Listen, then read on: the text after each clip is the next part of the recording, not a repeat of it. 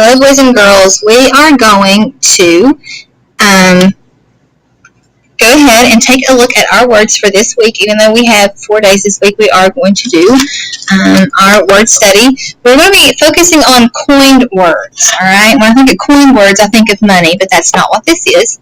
When something new is invented, it needs a name. A made-up name is called a coined word. So it's just a word that someone used to describe something, and it just kind of stuck, and so people are still using it.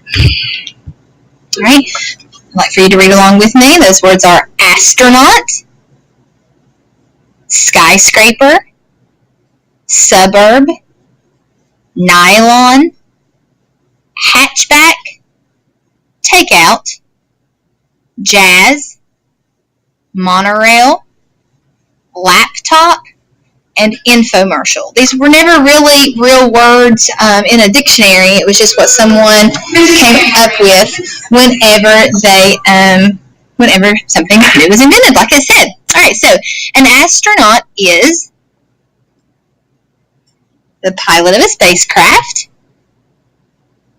A suburb is a community outside a large city.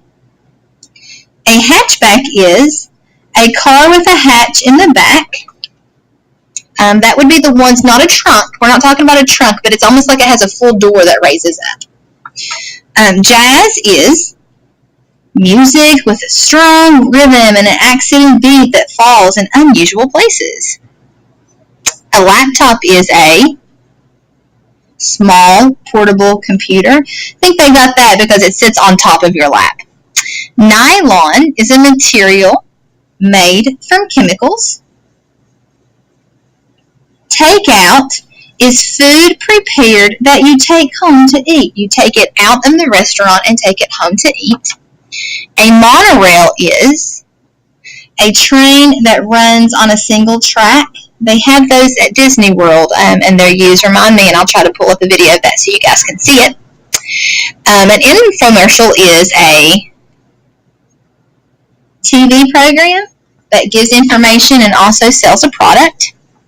A skyscraper is a very tall building. All right, so for your homework tonight, you are going to look at the pictures and tell me, figure out which word goes with the pictures. All right, take your time with it. Look and really take a look to see what could work. Okay, and then the leftover words, there'll be 4 words here. It says read each group of word, write the vocabulary word that best goes with it. All right, so we're going to do number 3 because it's got my favorite food here. For instance, pizza, sushi, hamburger, those are foods that I can order at a restaurant and take out and take home to eat. So those are all examples of takeout. Okay? You will need to complete this. It's due the next day, tomorrow, Wednesday, March 20th. All right, I will grade that on Thursday. And then, I'll grade it on Wednesday. And then you will turn around and turn in your next assignment Thursday, March 21st.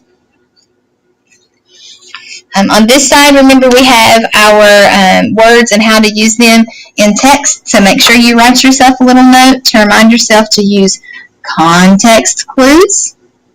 We'll go ahead and do one together like I usually do with you all. We're going to use our context clues to kind of figure out what goes here. It says, in a parking lot, Mom loaded the groceries into the... Well, she can't load her groceries into an astronaut. She's not going to load her groceries into a skyscraper in a parking lot. Parking lot's going to be kind of like a big hint here, I believe. She's not going to load her groceries into an area outside of a city or something made of chemicals. Hatchback, though, we said was a car with a hatch in the back. She could totally load her groceries into a car. She's not going to load it into takeout. She's not going to load it into the jazz. There's not monorails all over the place. She's not going to be able to load it into a monorail or into a laptop or into an infomercial. So the best answer for that one is hatchback. Please make sure that you are spelling your words correctly, and as you use them, mark them out. There is no rule that says you can't come over here and use these clues for help, okay? Please make sure you do that. Please make sure that you do 1 through 4 on Part B. It is counted for part of your grade.